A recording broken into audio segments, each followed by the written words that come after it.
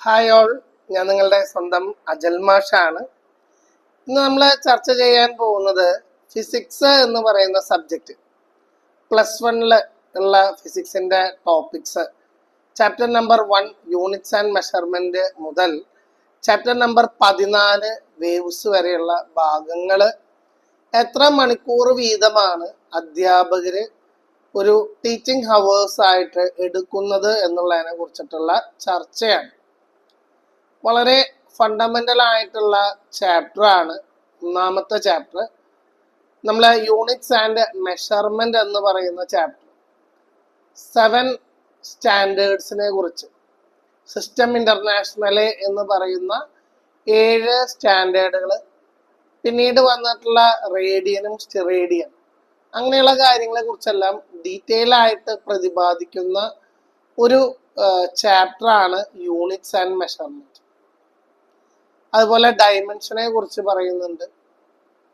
പിന്നെ നമുക്ക് പലതരത്തിലുള്ള സ്റ്റാൻഡേർഡ്സ്, അതിനെ കുറിച്ചൊക്കെ നമ്മൾ പറഞ്ഞിട്ട് എങ്ങനെയാണ് ഒരു ഇന്റർനാഷണൽ സ്റ്റാൻഡേർഡിലേക്ക് എത്തിച്ചേർന്നതെന്നുള്ള ഒരു ചാപ്റ്റർ ആണ്. ബേസിക് ആയിട്ടുള്ള ചാപ്റ്റർ ആണ് എങ്കിലും ഇഷ്ടംപോലെ കണക്കുകൾ ചെയ്യാനുണ്ട്.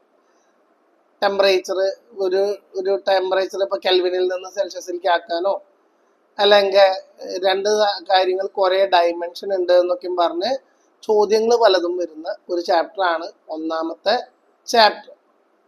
സാധാരണയായിട്ട് ഈ ചാപ്റ്ററിന് 12 മണിക്കൂർ അഥവാ 2 ദിവസം വരെ ടൈം പീരീഡ് ആണ് അലോട്ട് ചെയ്യുന്നത്. ആദ്യത്തെ ദിവസം അതിന്റെ യൂണിറ്റ്സ് എന്ന് പറയുന്ന ഭാഗവും രണ്ടാമത്തെ ദിവസം മെഷർമെന്റ് എന്നുള്ള ഭാഗവുമാണ് സാധാരണ രീതിയിൽ നമ്മൾ ഡിസ്കസ് ചെയ്യും. അടുത്തതായിട്ട് രണ്ടാമത്തെ chapter motion in A straight line, 1 dimension motion അഥവാ മെക്കാനിക്സിനെ കുറിച്ച്, കൈനമാറ്റിക്സ് എന്ന് പറയുന്നതിനെ കുറിച്ചിട്ടുള്ള ഡീറ്റെയിൽഡ് ആയിട്ടുള്ള ബ്രീഫിംഗ് ആണ്. Relative motion, relative velocity, acceleration, uniform circular motion എന്നുള്ള കാര്യങ്ങളാണ് ഇവിടെ മെയിൻ ആയിട്ട് നമുക്ക് പഠിക്കാനുള്ളത്. സാധാരണയായിട്ട് രസകരമായിട്ടുള്ള ചോദ്യമാണ് റിലേറ്റീവ് മോഷനിൽ വരെ. ട്രെയിനിന്റെ മുകളിൽ ഒരു കുരങ്ങനുണ്ട്, അല്ലെങ്കിൽ ഒരു കിളി ഒരു പോൾ അല്ലെങ്കിൽ ഒരു മരത്തുമ്മ നിന്ന് ട്രെയിനിലേക്ക് ചാടുന്നു, അങ്ങനെയൊക്കെയും പറഞ്ഞ രസകരമായിട്ടുള്ള റിലേറ്റീവ് വെലോസിറ്റിയുടെ ക്വസ്റ്റ്യൻസ് ആണ് നമ്മളെ വെയിറ്റ് ചെയ്തിരിക്കുന്നത്. മൂന്നാമത്തെ chapter motion in a plane ആണ്. 45 ഡിഗ്രിയിൽ നമ്മൾ എറിയുമ്പോഴാണ് javelin throw maximum distance cover ചെയ്യുക എന്നൊക്കെയും പറഞ്ഞിട്ടുള്ള പ്രാക്ടിക്കൽ കാര്യങ്ങൾ കുറെ പറഞ്ഞു തരുന്ന ഒരു ചാപ്റ്റർ കൂടിയാണ് chapter number 3 motion in a plane. അതായത് 2 ഡയമെൻഷൻ, 2 ആക്സിസ്, XY ആക്സിസ് ഒക്കെയും എടുക്കുന്ന രീതിയിൽ ഒരു പ്ലെയിൻ, ഒരു പ്രതലത്തെ കുറിച്ചിട്ടാണ് അവിടെ ചർച്ച ചെയ്യുന്നത്. അവിടെ നമുക്ക് ഹൊറിസോണ്ടൽ ആയിട്ടുള്ള ആ ഡിസ്റ്റൻസ്, അതിനെ റേഞ്ച് എന്നും ഹൈറ്റും അതുപോലെ ടൈം ഓഫ് ഫ്ലൈറ്റ്, ഇതൊക്കെ റിലേറ്റഡ് ആയിട്ടുള്ള പ്രോബ്ലംസ് ആണ് ഏറ്റവും കൂടുതൽ നമ്മൾ പ്രതീക്ഷിക്കേണ്ടത്. നാലാമത്തെ ചാപ്റ്റർ വരുമ്പോൾ പ്യുവർ നമ്മൾ മെക്കാനിക്സിലേക്ക് അങ്ങോട്ട് കടന്നു. അതായത് ലോസ് ഓഫ് മോഷൻ. നമ്മളെല്ലാവരും ന്യൂട്ടന്റെ 3 ലോസ് വളരെ സിമ്പിളായിട്ട് പഠിക്കുകയും പറയുകയും ചെയ്യാറുണ്ട്. ഫസ്റ്റ് ലോ എന്ന് പറയുമ്പോൾ every body continuous in its state rest or state എന്താണ് every body continues in its state of rest or of uniform motion until an unbalanced external force acts on it, അല്ലേ? അതുപോലെ second law എന്ന് പറയുമ്പോൾ rate of change of momentum എന്നൊക്കെ പറഞ്ഞിട്ട് നമ്മൾ rate of change of ഫോഴ്സിന് നമ്മൾ പറയും, അല്ലേ? അത് നമ്മൾ മൊമെന്റം എന്നൊക്കെയും പറഞ്ഞിട്ട് നമ്മൾ ഡിസ്കസ് ചെയ്യും. ഇനർഷ്യനെ കുറിച്ചിട്ടൊക്കെ എക്സ്പ്ലെയിൻ ചെയ്യുന്ന ഭാഗങ്ങൾ അവിടെ വരുന്നുണ്ട്. തേർഡ് ലോ, ഒരു ചേർത്തടിച്ചു കഴിഞ്ഞാൽ തിരിച്ചടിക്കണം എന്നൊക്കെയും പറയുന്ന രീതിയിൽ for every action equal and opposite റിയാക്ഷനെ കുറിച്ച് പഠിക്കുന്ന ഒരു മനോഹരമായ ചാപ്റ്റർ ആണ്. പക്ഷേ കുറെ ക്വസ്റ്റ്യൻസ് പുള്ളീനെ കുറിച്ചൊക്കെയും പറഞ്ഞിട്ടുള്ള ക്വസ്റ്റ്യൻസ് വരുമ്പോൾ കുറച്ച് കഠിനമായിട്ടുള്ള ഒരു ചാപ്റ്റർ ആയിട്ട് അത് മാറാറുണ്ട്.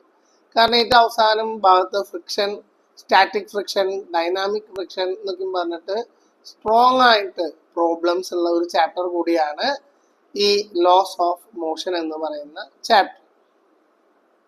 അഞ്ചാമത്തെ ചാപ്റ്റർ നമ്മൾ നോക്കാന്ന് വെച്ച് കഴിഞ്ഞാൽ 3 കാര്യങ്ങളെ കുറിച്ചാണ് കൃത്യമായിട്ട് പ്രതിപാദിക്കുന്നത് വർക്കിനെ കുറിച്ച് പറയാണ്. അതുപോലെ എനർജി, മൂന്നാമത്തെ ഭാഗം പവറിനെ കുറിച്ചിട്ടാണ്. വർക്ക് നമുക്കറിയാം, നമുക്ക് ഫോഴ്സിനെ നമുക്ക് അപ്ലൈ ചെയ്തിട്ട് ഒരു ഡിസ്പ്ലേസ്മെന്റ് ഉണ്ടാക്കാൻ കഴിഞ്ഞാൽ നമ്മൾ അതിനെ വർക്ക് എന്ന് പറയും.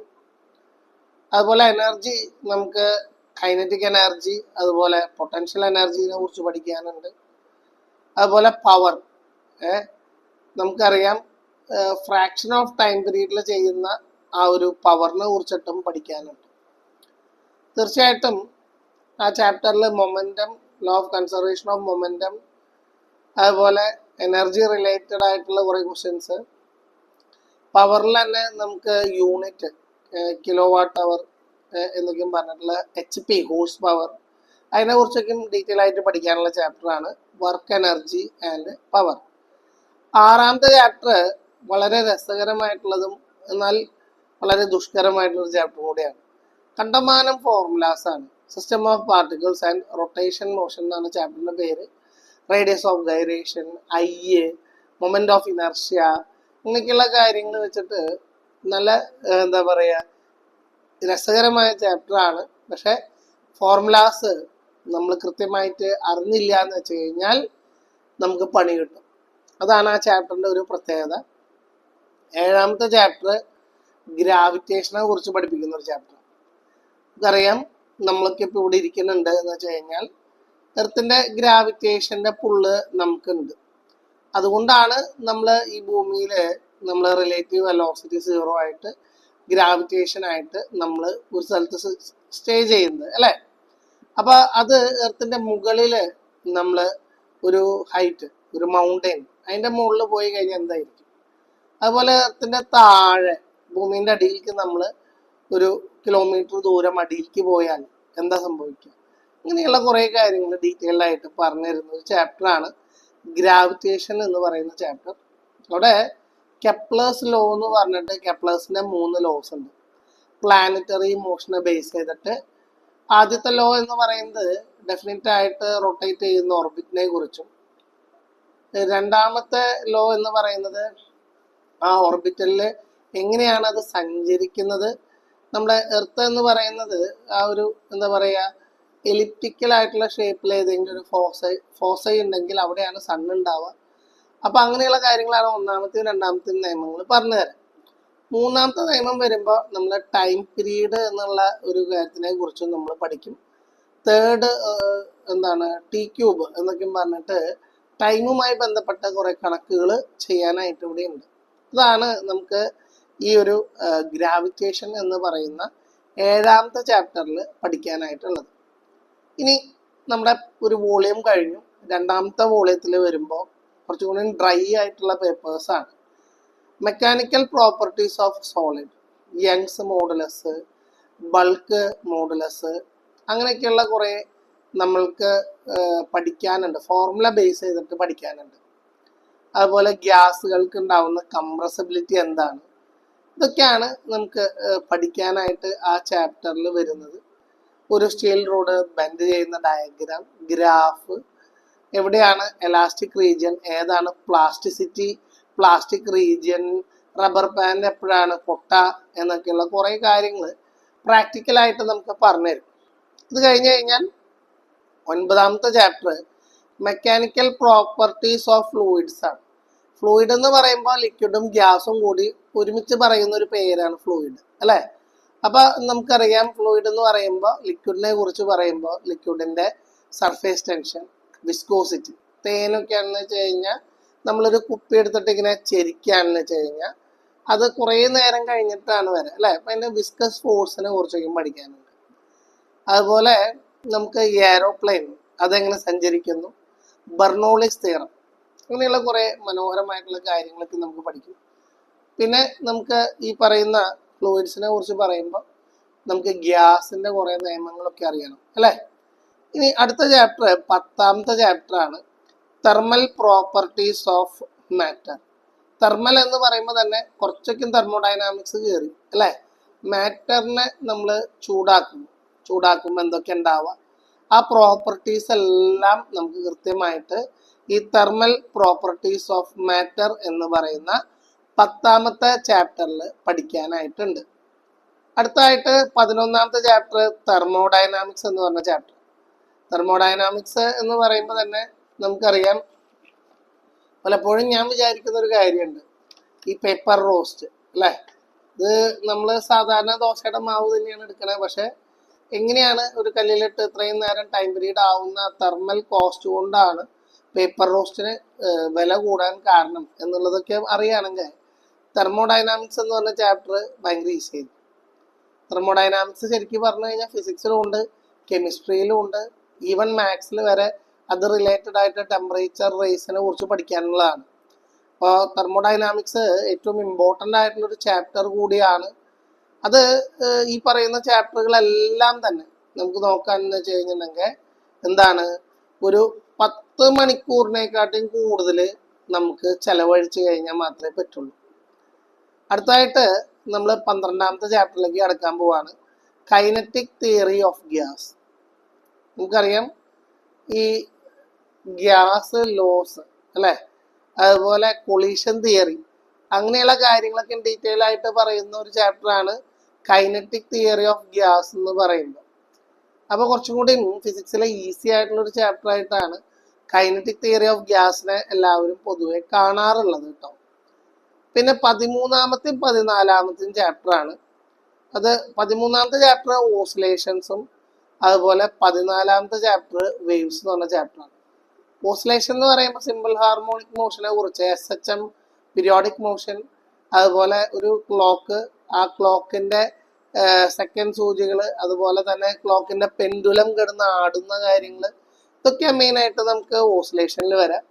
ഇനി വേവ്സ് എന്ന് പറഞ്ഞ ചാപ്റ്റർ വരുമ്പോൾ എന്തായിരിക്കും, നമുക്ക് closed pipe, open pipe, waves എന്ന് പറയുമ്പോൾ ആ ഒരു വേവ്സിന്റെ ഇക്വേഷൻ നമുക്ക് പഠിക്കാനുണ്ട്. അപ്പോൾ ആ ഇക്വേഷൻ വെച്ച് നമുക്ക് ടൈം പീരീഡ് കാണാം, omega angular acceleration, angular velocity, അതുപോലെ നമുക്ക് ടൈം പീരീഡ് T=2π/ω, അങ്ങനെ നമുക്ക് എക്സ് ഡിസ്പ്ലേസ്മെന്റ്, ഇതൊക്കെയും കാണാനായിട്ടുള്ള ഒരു സിമ്പിൾ ഇക്വേഷൻ. ശരിക്കും പറഞ്ഞു കഴിഞ്ഞാൽ ഒരു വേവിനെ കീറി മുറിച്ച് ഓപ്പറേറ്റ് ചെയ്യുന്ന രീതിയിൽ വേവ് ഇക്വേഷൻ പഠിക്കാം. അതുപോലെ ഓപ്പൺ പൈപ്പ്, ക്ലോസ്ഡ് പൈപ്പ്. അപ്പോൾ ഈ 14 ചാപ്റ്റർ നമ്മൾ നോക്കാന്ന് വെച്ച് കഴിഞ്ഞാൽ എല്ലാ ചാപ്റ്ററിനും 10 മണിക്കൂർ വെച്ചിട്ടാണ് വരുന്നത്.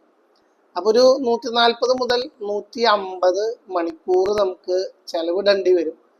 അപ്പൊ ആവറേജ് നമ്മൾ നോക്കാന്ന് വെച്ച് കഴിഞ്ഞാൽ ഒരു 150 നമുക്ക് ഹവേഴ്സ് നമുക്ക് വേണ്ടി വരാണ് എന്ന് വെച്ച് കഴിഞ്ഞാൽ ഏകദേശം ഒരു മാസത്തോളം, 25 ദിവസം എന്ന് പറയുമ്പോൾ ഒരു മാസത്തോളം നമ്മൾ ചെലവിട്ട് കഴിഞ്ഞാലാണ് നമുക്ക് ഈ പറയുന്ന ഫസ്റ്റ് ഇയറിന്റെ ഫിസിക്സ് എന്ന് പറയുന്ന സബ്ജക്റ്റ് പൂർണ്ണ തോതിൽ നമുക്ക് നമ്മുടെ മക്കൾക്ക് പഠിപ്പിച്ചു കൊടുക്കാനായിട്ട് പറ്റുക.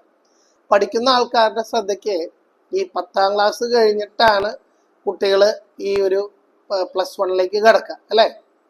ഭയങ്കര ടഫാണ്. ഈസി ഒരു 3 പേജ് 4 പേജൊക്കെ പഠിക്കുന്ന ഒരു ടെക്സ്റ്റ് ബുക്ക് മാറിയിട്ട് ഒരു 15 പേജ് 20 പേജൊക്കെ ഉള്ള ടെക്സ്റ്റ് ബുക്ക് വരുമ്പോൾ കുട്ടികൾക്ക് അത് ഡൈജസ്റ്റ് ചെയ്യാൻ കുറച്ച് പ്രയാസമാണ്. ഞാൻ പലപ്പോഴും വിചാരിക്കാറുണ്ട്, ഈ പേജുകളുടെ കൗണ്ട് ശരിക്കും പറഞ്ഞു കഴിഞ്ഞാൽ ഒരു റെഗുലർ ഗ്രഡേഷൻ മൂലം നമ്മുടെ സിലബസിൽ കൊണ്ടുവരാണെന്ന് വെച്ച് കഴിഞ്ഞാൽ 8ാം ക്ലാസ്സിൽ ഒരു 5 പേജുള്ള ചാപ്റ്റർ ആണെങ്കിൽ 9ാം ക്ലാസ്സിലൊക്കെയും ഒരു 7 പേജുള്ള ചാപ്റ്ററും 10ാം ക്ലാസ്സിലെ എല്ലാ ചാപ്റ്ററും 10 പേജുള്ള ചാപ്റ്റർ ആണെങ്കിൽ +1 ഒരു 15 പേജുള്ള ചാപ്റ്റർ കണ്ടു കഴിഞ്ഞാൽ കുട്ടികൾക്ക് പേടിക്കേണ്ടി വരില്ല. അപ്പൊ ആ ഒരു റെഗുലർ ആയിട്ടുള്ളൊരു ഗ്രഡേഷൻ ഉണ്ടായാൽ കൊള്ളാം എന്നൊക്കെയുള്ള ഒരു അഭിപ്രായക്കാരൻ കൂടിയാണ് ഞാൻ. എന്നാൽ പോലും ഈ ഫിസിക്സ് എന്ന് പറയുന്നത് വളരെ കോൺസെപ്ച്വൽ സബ്ജക്റ്റ് ആണ്. അപ്പോൾ കോൺസെപ്റ്റ് ഒക്കെ ക്ലിയർ ആവണമെന്ന് വെച്ച് കഴിഞ്ഞാൽ നന്നായി വായിച്ച് തന്നെ പഠിക്കണം, വായനാശീലം ഡെവലപ്പ് ചെയ്യണം, അതുപോലെ പ്രോബ്ലംസ് ഒക്കെ ചെയ്ത് പഠിക്കണം വേണ്ടേ. അപ്പം മടി ഉണ്ടാവാൻ പാടില്ല. റീഡിങ് എന്നുള്ള ഒരു ഫണ്ണായിട്ട് എടുക്കുന്ന രീതിയിൽ, എന്റർടൈൻമെന്റ് ആയിട്ട് എടുക്കുന്ന ഒരാൾക്കാർക്ക് തന്നെയാണ് ഫിസിക്സ് നല്ല രീതിയിൽ മാർക്ക് സ്കോർ ചെയ്യാനായിട്ട് പറ്റും. Okay then, all the best. Thank you.